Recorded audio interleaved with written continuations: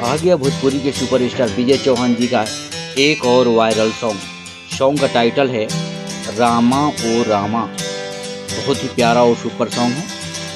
इस सॉन्ग में विजय चौहान जी उनके साथ शिल्पी राज जी का मधुर आवाज़ है। गाने का राइटर की बात करें तो विजय चौहान जी, म्यूजिक से सजाया है आर्या शर्मा जी ने, और इसमें भोजपुरी की एक्ट्रेस कोमल सिंह भी नजर आएंगी। यह सॉन्ग वायरल भोजपुरी से रिलीज किया जाएगा।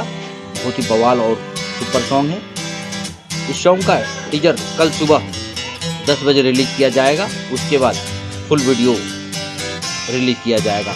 तो विजय चौहान जी के जितने भी फैंस हैं वो रहे तैयार। वायरल भोजपुरी से बहुत ही धमाकेदार सॉन्ग आ रहा है। इस गाने को ढेर सारा दुलार प्यार देना है। साथ ही अगर आप हमारे चैनल पर नए हैं तो चैनल को सब्सक्राइब कीजिए, शेयर कीजिए, ढेर सारा दुलार प्यार हमें भी दीजिए। वीडियो कैसा लगा कमेंट में बताएं। मिलते हैं अगले वीडियो में। तब तक के लिए लव यू। जय हिंद, जय भोजपुरी।